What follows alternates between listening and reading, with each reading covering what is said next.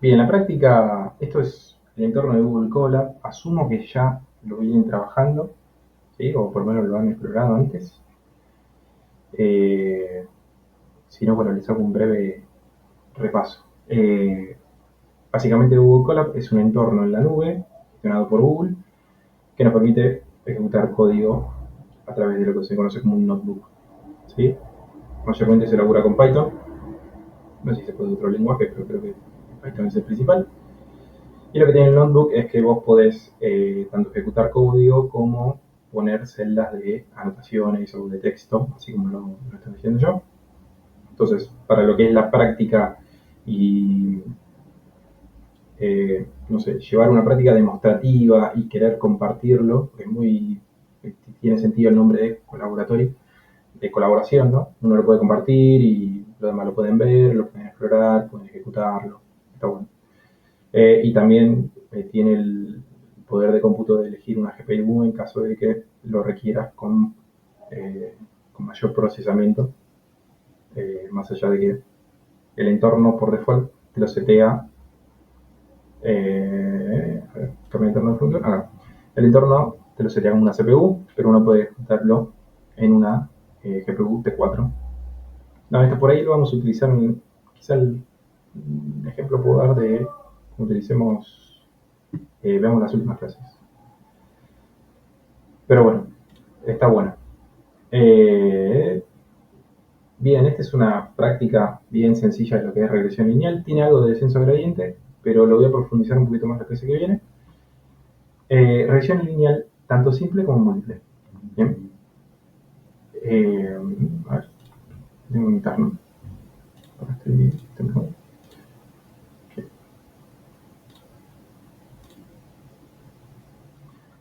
Bueno, lo tienen en el campus. Y acá estoy ejemplo 1, color ejemplo 1. Importamos las librerías, ¿sí? Seguro que conocen o escucharon Pandas, NumPy. Básicamente es para el tratamiento de datos, para trabajar con vectores. Eh, son, son bastante fáciles de utilizar y te permite eh, hacer ese laburo previo al entrenamiento. Y bueno, lo que es, bueno, este es Matplotlib, es una librería para generar gráficos, hacer plots, subplots. Está bastante buena. Después generamos el dataset. ¿Sí? El dataset es el conjunto de datos que uno tiene para intentar entrenar un modelo, ¿no? Los datos que uno dispone. Uno lo puede generar aleatoriamente, ahora lo tienen acá en este código, pero lo puede tener, no sé, a través de un Excel, a través de un CSV, a través de, no sé, imágenes, videos, eh, puede conectarse a una base de datos, traerse de ahí los registros, de lo que sea, ¿sí? El dataset es el conjunto de datos, ¿bien? En este caso son un conjunto de ficticios que lo generó con el código que está abajo. El objetivo es predecir la nota que pueden obtener los estudiantes en base a las cantidad de horas de estudio y la cantidad de asistencias que tengan en esa clase. Bien, entonces eh, es fácil este tipo de relación que hay. Lo que se conoce como target en la nota, es decir, este vendría a representar lo que es I en mi modelo de regresión lineal y las features o las horas de estudio. En este caso tengo dos, horas de estudio y la cantidad de asistencias. Bien. Bueno, para generarlo, vienen acá, ejecutan. ¿Sí? No voy a ahondar mucho en detalle en el código, pero fíjense que básicamente cargo una variable estudio, otra nota, utilizo NumPy para lo que es generar estos números aleatorios, utilizo una semilla para que ustedes lo puedan replicar y siempre sean los mismos números aleatorios. Las asistencias lo mismo. Y hay cierta relación lineal acá entre eh, el estudio y la nota. Bien, está hecho adrede esto. Luego se carga en un data frame. Un data frame es muy bueno para procesar datos. En un país lo estoy usando para generarlos. Los cargo. Eh, Clasifico. Bueno, lo que hago es eh, hacer. Van a haber dos modelos de regresión lineal. Uno es simple. Vamos a utilizar una sola feature. que es esta. Una sola X, que es estudio, y para lo que es la regresión lineal múltiple vamos a utilizar tanto estudios como asistencias, como features, ¿no? La nota siempre tiene que estar, porque es el valor que nosotros intentamos predecir. ¿Bien? Se le suele denominar como target. Bien, si vemos el data frame, fíjense, esta columna, antes te dejaba, creo que se actualizó esto, te dejaba verlo como, ¿no?, tipo tablita, un poquito mejor renderizado, pero bueno, no importa. Lo que hace este data frame, o cómo está compuesta el data frame, básicamente es la nota y las horas de estudio. ¿Sí? En estas dos columnitas, fíjense que hay una cierta relación, a medida que va aumentando las horas de estudio, va aumentando la nota. ¿Sí? 40 horas, algún 10. Y hay del 0 al 19, 20 alumnos, ¿no? Por ejemplo, no podría tener 20 alumnos y nada. Calcular la nota que tiene en base a la cantidad de horas que estudió. Ese sería el objetivo. Un poquito de preprocesamiento con pandas. Uno puede mostrar el head, o sea, los primeros registros que tiene tu data frame. ¿Sí? Normalmente cuando uno tiene miles de registros y no querés explorar absolutamente todo, lo que haces es lo pasás a un data frame y empezás a explorarlo a partir de ese data frame, ¿no? Y en este caso te imprimís los primeros 5 registros, vas viendo cómo están compuestos los datos, qué, qué registro tienen, si es una variable numérica, si es categórica, el tipo de dato, cuántas entradas tengo, acá dice int entries, enumeradas del 0 al 19. Las columnas son la nota de estudio, si tuviera más features, tengo más columnas. Y el tipo de datos es importante también porque compone eh, con qué tipo de datos estamos trabajando, ¿no? Y quizás en lo que es el preprocesamiento uno lo lleva a un solo tipo para no estar trabajando con diferentes tipos. ¿No? Más cuando uno trabaja con variables categóricas, lo pasa a algo numérico. Y después, nada, estadísticas, la cantidad que hay, el promedio, creo que es el desviación estándar. Y bueno, los cuartiles, el mínimo, el 25%, el 50%, el 75% y el 100%. ¿Este lo ejecuté? Sí, ¿no? Sí. Bien. Acá hacemos la definición formal de cuáles son las variables independientes y cuál es la variable dependiente. ¿Cuáles son las features? ¿Cuál es la target o el target? Las features las definimos en la X, las horas de estudio. La variable dependiente, lo que queremos predecir en la nota. Entonces la denominamos como Y. ¿Sí? Entonces, ¿qué otros parámetros tienen justamente el modelo de regresión lineal basado en lo que es la ecuación de la recta? Tiene la pendiente M, en este caso, y la intersección B, ¿no? WSR, W1, ¿okay? O en la matemática más tradicional está como M y B, pero es exactamente lo mismo. Y la función predictora, es decir, mi modelo va a predecir y va a guardar su valor acá, ¿no? Y predict manual. Entonces yo manualmente puedo definir valores aleatorios, no sé, se me ocurre definirle a M 0,18 y definirle a B 2,41 y digo, este es mi modelo de regresión. ¿Sí? Lo defino yo. Entonces si uno hace el cálculo, ¿no?, reemplazando con los valores, digo esto, haciendo el cálculo del error cuadrático medio, ¿sí? Esto se puede hacer con NumPy, saca el promedio entre la I real y la I predicha, elevado todo al cuadrado. Tenemos que el error cuadrático medio, en este caso me dio 1,10, ¿no? Para estos dos valores, tanto para M como para B. Entonces, mi recta tiene un valor de error cuadrático 1,10, ¿no?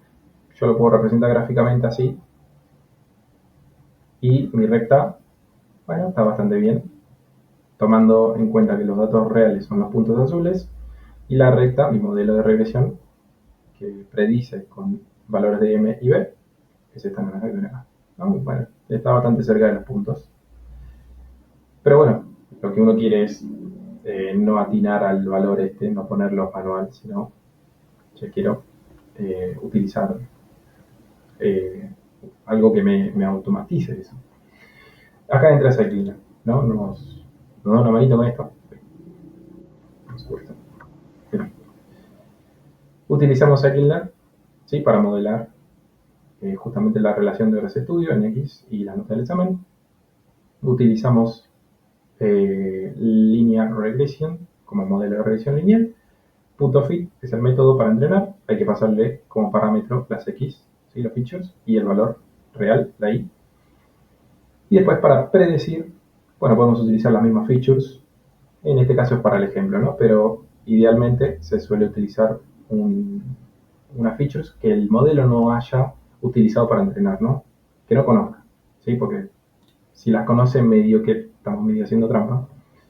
Pero en la práctica se suelen utilizar features nuevas, no las que se utilizan para entrenar.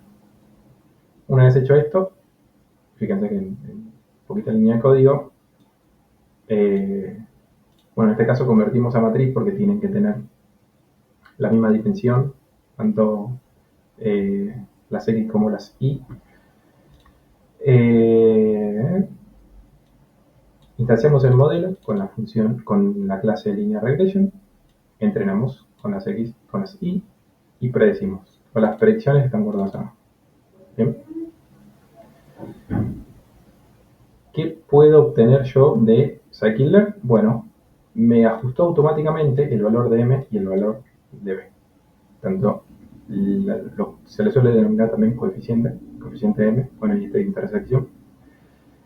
Pero fíjense que me los calculó automáticamente. Yo no tuve que hacer absolutamente nada y me tiró 0,24 para lo que es la pendiente M y 0,91 para lo que es la ordenada de origen. También podemos calcular el error cuadrático medio, ya tiene un método para esto, ¿sí? Recuerden, el error cuadrático medio hay que pasarle los valores reales y los valores que predijo el modelo anteriormente. Fíjense que ahora el error es mucho más bajo, 0,47. A nosotros nos dio anualmente 1,10, ¿no? Si exploramos esto en una recta, fíjense que, bueno, esta recta está, creo que, un poquito más precisa que la que nosotros intentamos atinar aleatoriamente, y esta está un poquito más próximo a todo el punto, ¿no? Bien, trabajando con la regresión lineal múltiple, la simple es solamente una característica de entrada. Trabajamos con las horas de estudio, nada más. Pero podemos agregarle más, por ejemplo, las asistencias, ¿sí? La cantidad de asistencias que tuvo cada alumno. Puede ser que sea una relación lineal o no. Bueno, ahí en conjuntos muy grandes también se hace un análisis de que si las variables tienen cierta relación. Si no tienen ninguna relación, medio que no tiene tanto el sentido utilizar, o por lo menos a priori, un modelo de regresión lineal cuando no hay una relación lineal. Entonces se opta por otro tipo de algoritmo, ¿no? Pero bueno, eso se hace en la previa, ¿no? En lo que uno hace en el análisis anterior al entrenamiento. Bien, volviendo con esto, generamos, bueno, teníamos el dataset. El dataset lo dividimos en dos data frames. Uno tenía solamente una feature, este tiene las dos, estudios y asistencias. Tiene el mismo target, que son las notas, el valor a predecir. Lo mismo que el anterior, un poquito de descripción de cómo está compuesto el conjunto. Y fíjense que tenemos las features, las guardamos en esta variable, xmulti, estudios y las asistencias. Y después la variable real, la que queremos predecir, en esta imulti. Y es exactamente lo mismo que hicimos con la regresión lineal simple.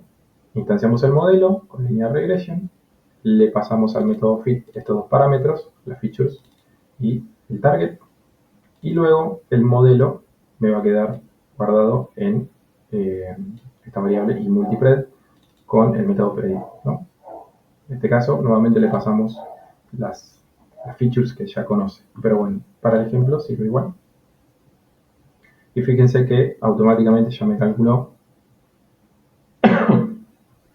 perdón, automáticamente me calculo los coeficientes, o sea, el valor de la pendiente m, la intersección, la ordenada de origen y el error cuadrático medio, acá medio que estamos calculando.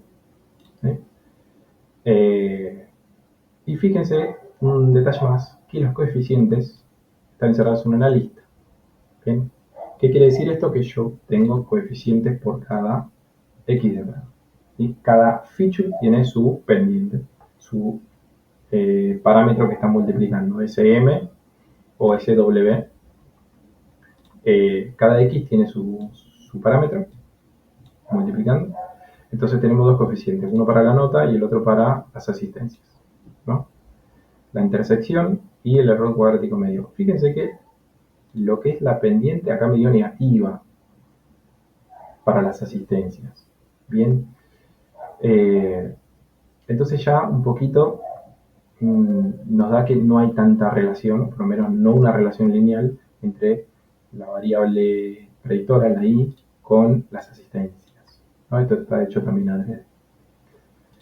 Si visualizamos esto, nada, lo que estamos haciendo acá es llevar una gráfica 2D a algo que estamos utilizando tres variables, las dos features de entrada y target. Pero acá estamos haciendo una distinción, ¿sí? Un plot para nota en relación al estudio y otro plot para nota en relación a las asistencias. Y si observamos, hay una mayor relación, o por lo menos vemos una relación lineal, ¿sí? En lo que es la nota con las horas de estudio que la nota con las asistencias. Fíjense que tiene un comportamiento no tan semejante a lo que es una linealidad, ¿no? Aún así, los valores están un poquito, algunos están bastante próximos, pero es una manera de ver e interpretar los datos.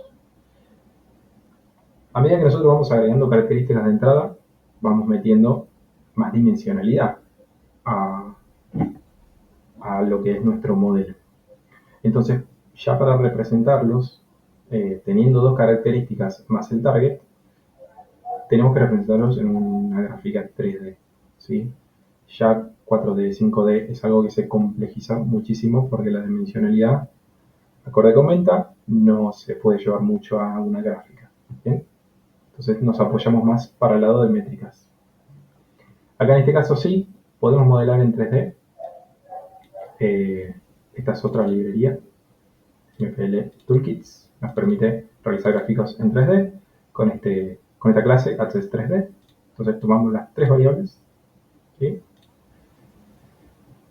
Un poquito para colorear el gráfico, ponerle un título, que es lo que va a ir en la figura y demás. Y fíjense que ahora nosotros lo que tenemos representativamente es un plano, ¿no? Porque tenemos que utilizar los tres ejes. Entonces, utilizamos en el eje X las horas de estudio, en el eje podría ser sí, el eje Y las asistencias y el eje Z el valor predicho, ¿no? Fíjense que lo que es el plano en sí es el valor predicho, que arrojó mi modelo de regresión lineal múltiple. Los puntitos son los valores reales, ¿no? Y bueno, acá hay un ejemplo que pueden utilizar si quieren. Nada, lo dejo como a modo de que si quieren hacerlo, pero no es obligatorio. Nada, lo mismo, pero jugando con estos valores. M1 y M2, y pasa así, yo la intersección modifico los valores. Entonces la idea es ir jugando con los parámetros, que en definitiva es lo que está haciendo Scikit-learn por detrás, es ajustando estos tres valores, ¿bien? Para encontrar o optimizar de la mejor manera el error, ¿no? Llevarlo a lo mínimo posible, lo cual después tenemos un modelo que más se acerca a los datos reales. Así que lo pueden ejecutar y van a ver que ahora el plano pareciera estar un poco más por encima de lo que están los datos reales. Entonces, nada, es ir jugando con esos tres valores. Y aquí una práctica del descenso del gradiente. Lo voy a dejar para la próxima clase por un tema de que Acá ya nos metemos con entrenamiento de modelo, pero hay otros parámetros como la tasa de aprendizaje, el número de iteraciones. eh, Nada, vuelvo a repetir, lo que hace el descenso gradiente es eh, guiar, entre comillas, a la función de error que se minimice, ¿no? Era como el ejemplo de la montaña, está en un cierto punto de altura y la idea es, bueno, el descenso gradiente le dice, che, anda para acá o anda para allá, en función de que tiene que encontrar una superficie, ¿no? Es decir, la superficie representaría el valor mínimo que puede llegar a alcanzar ese error. Después lo vamos a ver bien en detalle. Pero básicamente es eso. Acá se aplica el descenso de gradiente y se van ajustando los parámetros, tanto W como B. Eh, y acá se utiliza el gradiente. Fíjense que acá veo unas gráficas que arroja el modelo utilizando el descenso de gradiente. Creo que Scikit-Learn, si no estoy seguro, cuando lo busqué en su momento, para lo que son los modelos sencillos no utilizan un descenso de gradiente. Optimiza de otra manera, pero no utiliza el método del descenso de gradiente, utiliza otra cosa. Después lo voy a buscar bien, pero fue un detalle curioso cuando lo investigué. Bueno, la convergencia, ¿no? Cómo decae a partir de un punto hasta alcanzar el mínimo que después representa en, en algo que se estanca, ¿no? Se queda en ese valor. Y a partir de esas iteraciones que va haciendo, ¿no? Porque van dando como pequeños saltos, que eso después uno lo puede manejar con la tasa de aprendizaje. Lo vamos a ver más en profundidad la clase que viene. Y después iría un color más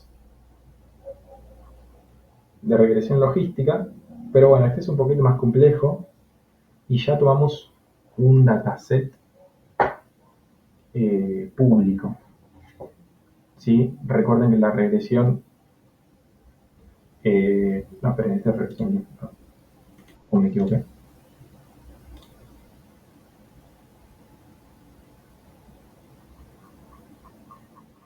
Bueno, seguimos con regresión lineal. Pensé que había apuntado el de regresión logística. De última después se lo subo, para que lo tengan de ejemplo. Pero bueno, esta regresión lineal, ahora utilizamos un conjunto de datos, ya un poquito llevado más a lo real y también hay ejemplos en línea de la utilización de este conjunto. Creo que se utiliza el de Titanic. A ver. No, este es Population, latitud. No, esto es para saber el valor de una casa, me parece. Predecir el valor de una casa en base a, bueno, dice creo que esto es el promedio de los ingresos por hogares en la zona, la cantidad de, la edad de las viviendas, ¿no? En años, la cantidad de habitaciones, dormitorios, bueno. Es un dataset, está bueno, porque tiene, fíjense, varias features de entrada y lo que queremos predecir, pues, ¿cuál era el target? Yo tengo por acá.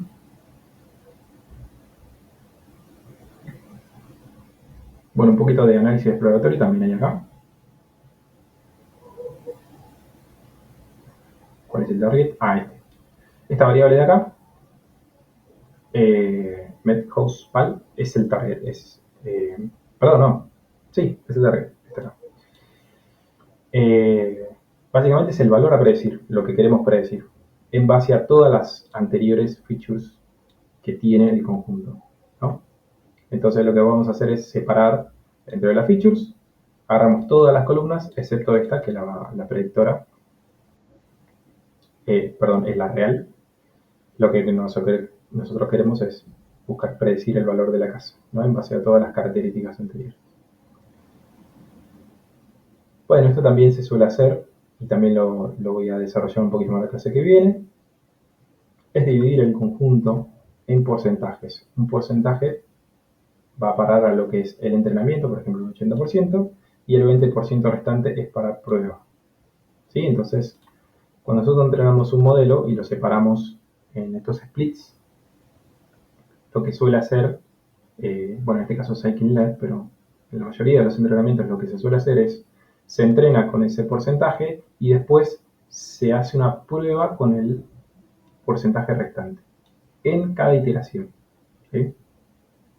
Después lo vemos más en profundidad, pero básicamente es eso. Se va probando el modelo a sí mismo a partir de esta división que uno hace inicialmente, previo a entrenar. Y después con eso podemos arrojar gráficas como, bueno, esta es la predicción del modelo, ¿no? En base a una característica. A ver si tenemos, bueno, no tenemos una. Pensé que había una grafiquita que me podía apoyar.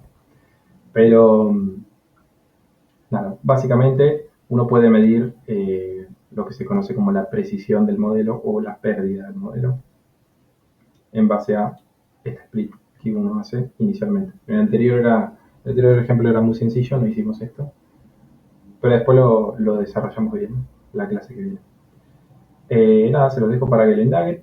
También no son actividades obligatorias, ¿sí? Es algo que está para que ustedes lo tengan de ejemplo y lo puedan ver en la práctica todo lo que vimos en la teoría. ¿Sí? Quizá la teoría abarca muchos conceptos que después en la práctica uno dice, ¿dónde lo introduzco? ¿Dónde representa esto?